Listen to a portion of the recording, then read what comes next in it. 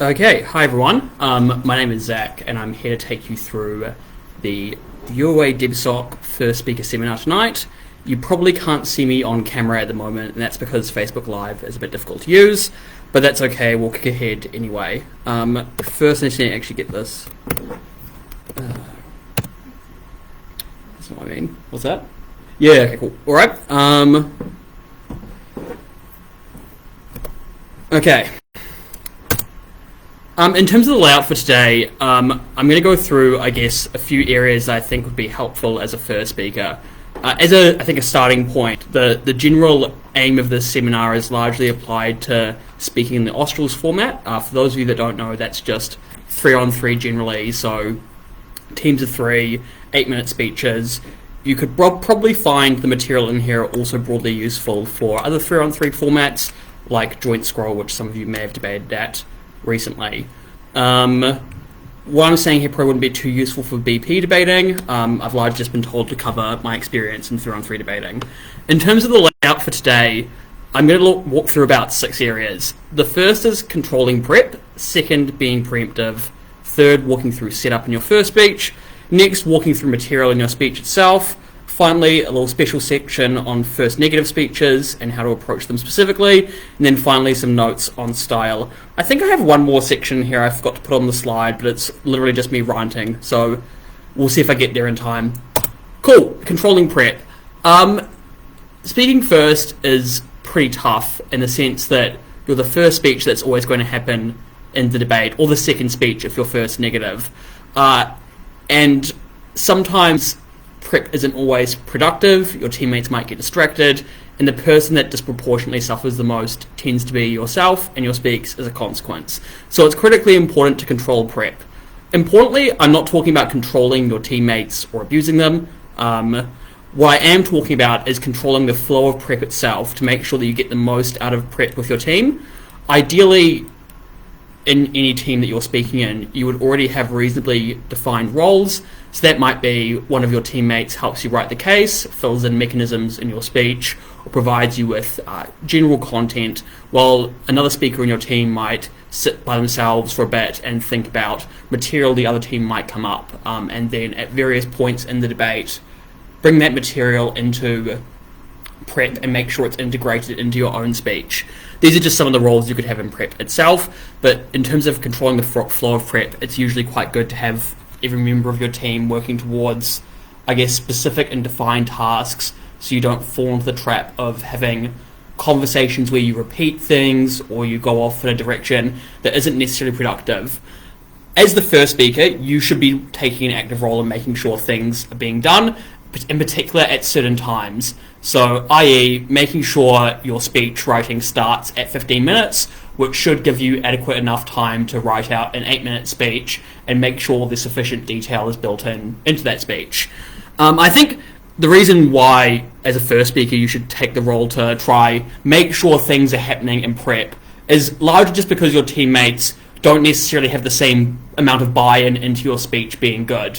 If your teammates were perfectly rational, they would recognise that bad first speech has the capacity to affect the entire debate. Unfortunately, that is not always the case, and so to try avoid this as much as possible, it's quite important at first to make sure that prep is going along in a functional manner, and that when you get up for your first speech, especially your first F speech, you do in fact have a case there that is reasonably well defined, well mechanised, and is generally just good.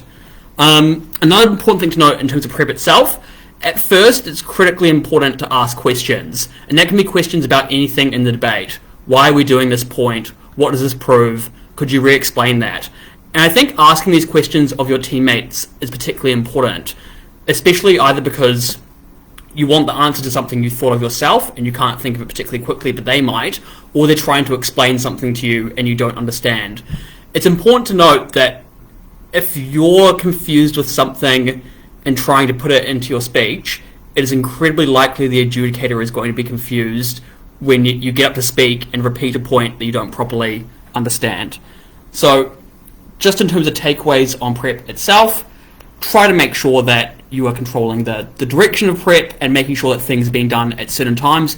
It's probably the first step to a first speech, and in fact, prep is probably, I guess, the most important thing for a first speech a lot of the time. It's probably the first thing you should focus on more than anything when you are speaking first. Next, being preemptive.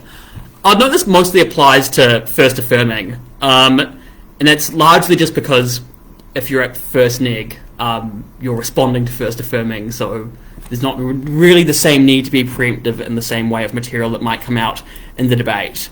I would just note as a starting point that the first affirming speech is pretty useless if you don't preempt the negative team's case. So a classic example of this is first affirming that spends 4 minutes on why climate change is a threat to humanity on the motion that we support an emissions trading scheme.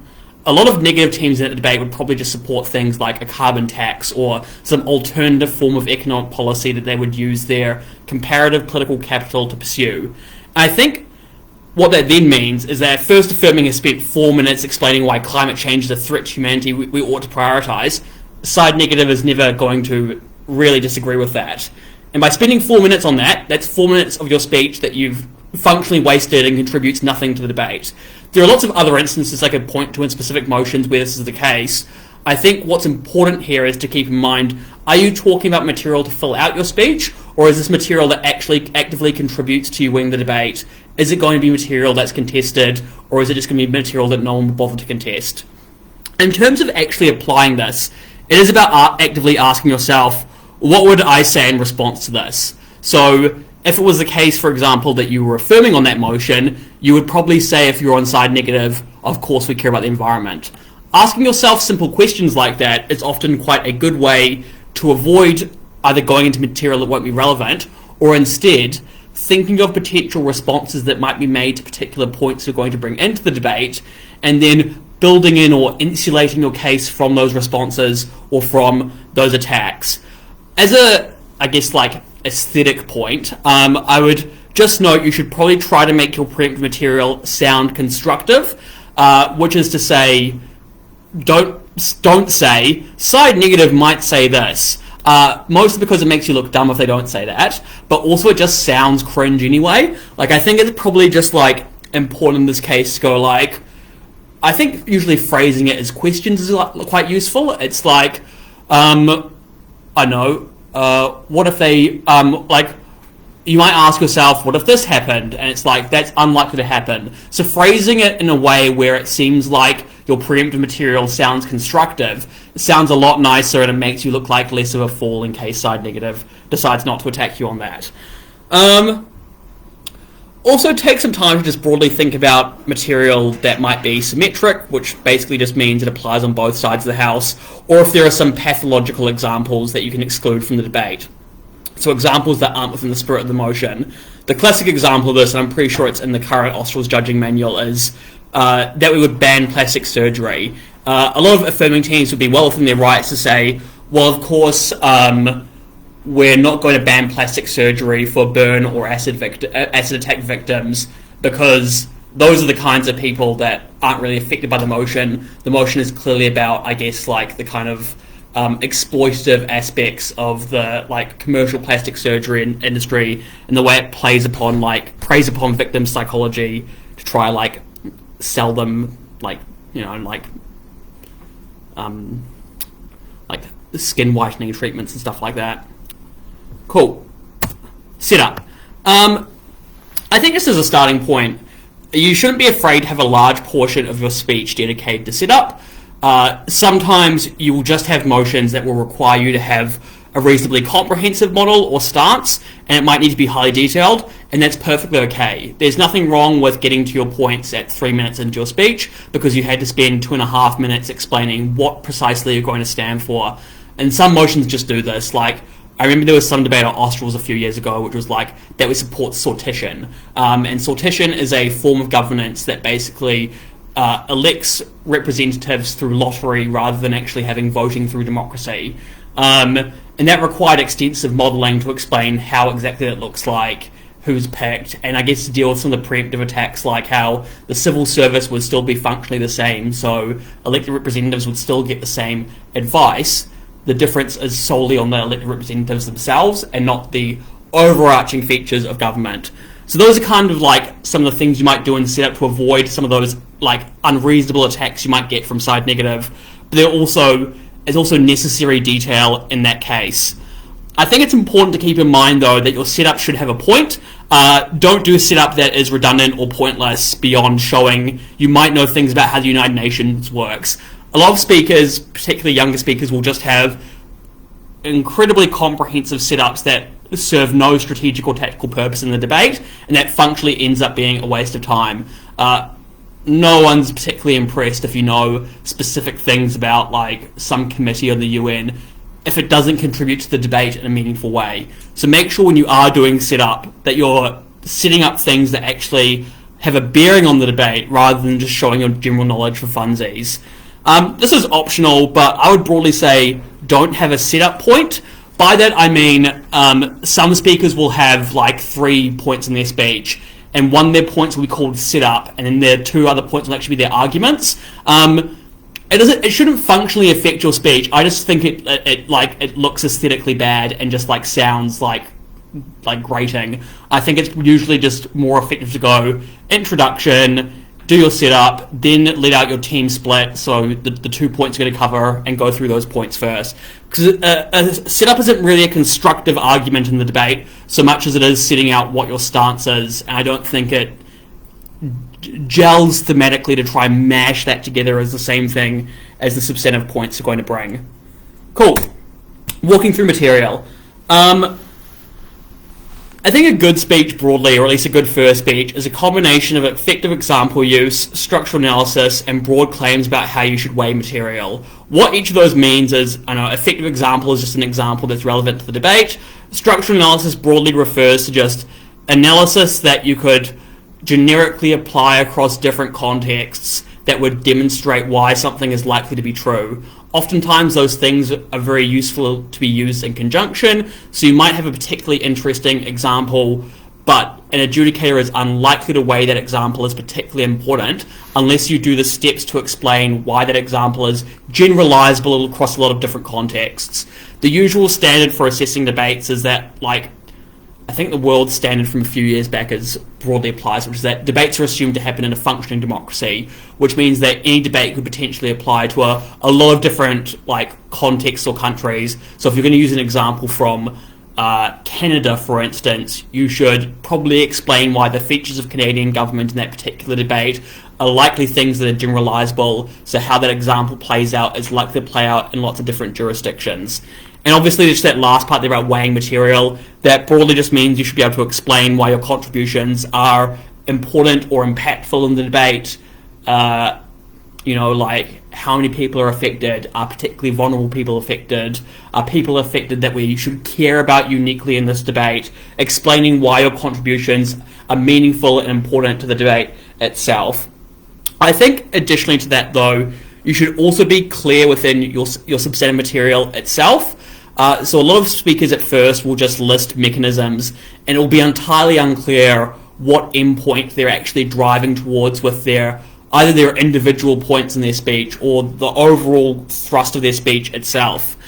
I think an easy way to do this is to ask yourself questions and build your substructure around these questions. So as an example, if you had the motion that we would ban cars from the CBD, which I know is a reasonably simple and boring motion, but you might have a substantive point on why banning cars from the CBD is good for the environment. Your point could go something like this. How do cars negatively affect the environment currently? So that you'd walk through then how they negatively affect the environment. Why removing cars improves the environment. You'd then walk through why it improves the environment. You'd list some reasons. Why this benefit is mutually exclusive. So you would explain why side negative, who still support cars in the CBD, can't get the same environmental benefits. Note here that when you're asking this question, here's where you can be preemptive. And then finally, you would just fill it out with why is this important to the debate. What that does effectively is it basically just gives you 4 questions there that you could build your speech around in terms of the substructure within a particular point. I think that's useful because it kind of, at every point when you ask those sub-questions, it gives the adjudicator an impression of what you're trying to do, and it puts you in a situation where you're asking questions about the debate and answering them that are likely material for the adjudicator in determining the decision on who wins or loses the debate there. I think this obviously isn't what's the word I'm looking for here? This isn't definitive, right? Because you might have quite broad points that want to demonstrate lots of different things happening. But I think oftentimes using questions to base your substructure around is quite useful. And it means that you're able to, I think, get through quite a bit of material, list a few mechanisms, but at the same time give the adjudicator the impression of where your speech is going and what effect this point has on the debate itself. Cool. First neg. Oh, we're zooming through this. God, this is great. Okay. First negative. I think the first thing to know about speaking first neg is be responsive. First neg is a ton of work. The worst first negs you'll see is where they just say the case that someone's written for them and they have no capacity to individually respond to the first affirming speech. That's functionally just a waste of time because it means they haven't engaged with first affirming whatsoever, and that team's probably likely to lose the debate as a consequence. In terms of how you do this at first neg, I think the first thing to note is leave space in your notes to integrate response material or places where you can jot notes down to flag that your substantive material directly engages with material from first affirming. Ideally, you want to try integrate as much rebuttal as you can into your first speech, because it means that the parts where your case already clashes with first affirming are there and you don't have to repeat yourself, and you can just flag where a particular point has dealt with another point as you've gone through it. Obviously, don't try to integrate everything if it doesn't conceptually make sense. It's perfectly fine to have a section for some extraneous rebuttal, but in terms of time saving at first negative and getting through as much content as you can, you probably want to have a section for extraneous rebuttal, but also a section where you can integrate rebuttal into your substantive material or sections. Additional to that, generally try to provide multi-layered responses, so it's rarely the case that one line of response will ever be sufficient at first negative to beat a point. That just applies to rebuttal generally throughout the debate. It's just simple things like why this point isn't true, why this point is symmetric, or why it applies on both sides of the house, why this point is unimportant. These are all responses that you can offer to a particular point that would try to break it down. Generally, you should try to break down points on multiple levels, because if you have one response, it's very easy for another speaker to deal with just one response.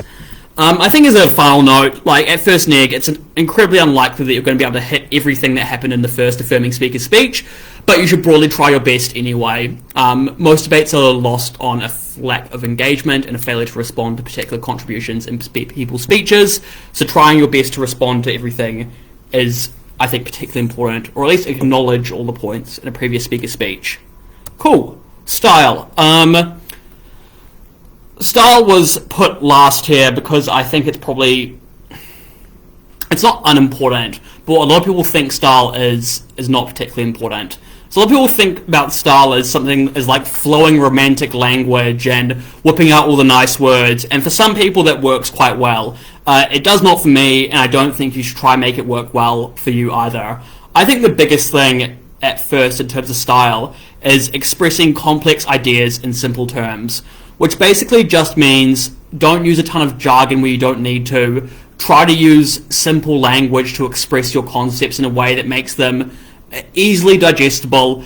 I think within the theme of this, also try to treat the adjudicator like they're simple.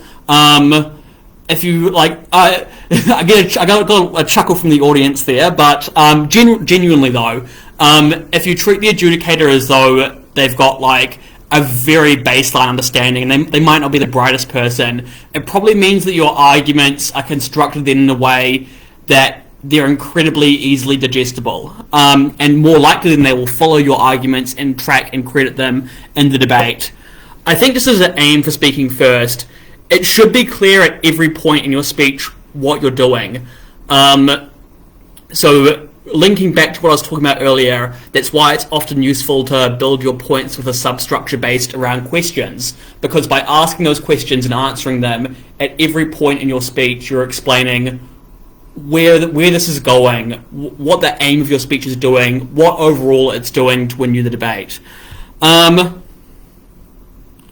got I'm not sure this fits in style, but I have a last point here about trying to be a bit clever with your setup. I don't think that fits into style, though. I don't know why I've put it there. I think that might be in the next section. I don't know. This probably shouldn't have been in here anyway. But being clever with your setup isn't related to style, but I think is quite useful. I've got an example here, which is parental licensing. A lot of people think parental licensing is incredibly neg-weighted. I'm one of a few people that disagrees, because if you're clever with your modelling, you can usually deal with a lot of the attacks that you get before the debate even starts. So oftentimes the biggest attack in parental licensing is that parental licensing would be incredibly racist in its application and disproportionately hurt like minority communities. If it was in New Zealand specifically, it'd be Māori and Pacifica people. You can usually get around that by like modelling in specific licensing boards that are majority represented by the communities they affect. That's not related to style. Again, I don't know why it's in there, but I think I just want to make a note there about being clever with your setup. That actually should just be in setup, and I probably just got confused when I was writing this. Cool. Final slide. Last bits, rants and stuff. It's literally just called rants. The first thing is don't talk about win conditions at first. So you'll get some first speakers. This is mostly a New Zealand problem, where like people get up and go like, we're going to win this debate by doing this and all that stuff. It's both aesthetically cringe, but it's also just an enormous waste of time. Because, firstly, you don't know how the debate is going to pan out. While you can anticipate some attacks from the other team and potentially build your case, deflect from those attacks, you don't know their entire case. You don't know how the debate is going to unfold. What you should have instead focused on is trying to demonstrate the things in your speech, rather than trying to preemptively claim how you're going to win the debate. A lot of speakers have this problem broadly, and it doesn't just apply to, I guess, first speakers, but they try to pre-debate the debate before it's happened. I would just not have win conditions at all, just instead focus on what exactly it is you're trying to prove in your speech, what impact you're trying to demonstrate, and prove that impact and explain to the adjudicator why it's important. Win conditions can come later in the second and third speeches where necessary. The next thing is try not to run one-note hyper-focused cases. There are some debates where you are necessarily forced to claim a small benefit in your first speech. And that largely relies upon doing a lot of work to explain why certain factors in the debate aren't a part of the debate. So material might be symmetric, it might just be a wash because neither team can prove that. And these are all things that you would do to try narrow down the areas in the debate that are actually contested and try to win by proving a small benefit. Not every debate is like that. Some debates allow you to claim lots of benefits, and if you have the capacity to run lots of points that could all prove something significant and all could potentially win the debate, you should try to do that when the opportunity is presented. Don't do the whole like, we just need to prove one point really well as your default. Take every emotion as it comes to you and try to be, I guess, like open to running dense and comprehensive cases when necessary. That's actually the end of the seminar now, so that was only about 20 minutes, I think. Does anyone have any questions? Yeah, I debate all three. I generally rotate around all three speakers, right? And one of the things, and the feedback keeps changing every time. So whenever I do a speech, so I say things like, so sometimes it's I used to focus on one of the common things though is I guess is when I do third speaker is actually what. Wait, third or first speaker? Third speaker, actually. Sorry. What I usually do is try to say why our arguments are right, but not so much why. But I don't explain enough as to why the opposite team's arguments are wrong, right? So yeah. That isn't really the same thing, though, is it? Just saying you're right. Could that cost you the debate as well, potentially? Yeah. I'm not really here to do this on third, but I think as a general rule, you should probably try to prove why your arguments are correct and also why their arguments are incorrect. Yeah. And then additional to that, you should also explain why your arguments win the debate. Yeah. Any other questions? What are some tips for beginners? People who have never debated before? In terms of if you're a beginner, I think it's just like when you're going through preparation itself, just asking yourself very simple questions like, what's this debate about? So, like, I think just grabbing the motion and breaking it down a bit in prep is quite useful. And then doing additional things, like, once you've figured out what you think the case is broadly about, just asking yourself questions like, what do we need to prove? And then from that, you get your points. Within those points, you then ask yourself, why is this point true? Why is this point important? Often, getting better at debating is probably, I think, first about doing a lot of debates. That's probably the easiest thing. But I think additional to that, it's forcing yourself to ask questions about your material and constantly, I guess, trying to, like, analytically challenge your own material so you can build it out and build a deeper and more comprehensive cases. Anything else? Yeah, I mean, getting better at debating, though, and that's, I mean, I've done quite a few debates now, and I still have probably some major issues at times. So does it becoming an expert debater, does it probably take years, right, do you think? It doesn't necessarily take years. It's more about, like, the focus of where your efforts are. Right. It sounds bad, but one of the most effective ways to get better I found was, like, just delivering a first speech for yourself, like, prep the case by yourself, deliver it, record it, and then just rewatching it. And oftentimes it's easy to track things like stylistic issues or where your arguments aren't explained to sufficiency. And I think just doing that and repeat can be quite useful. It's also just, I guess, asking questions of the adjudicators that you have. So if a piece of feedback doesn't necessarily make sense to you, then you should probably just ask for more details or explanation. I guess just stuff like that. It can take a while, though. I think it's just different for different people, really. Some people get good really quickly, some people don't. I was probably the latter, so I understand your pain somewhat. Were there any other questions?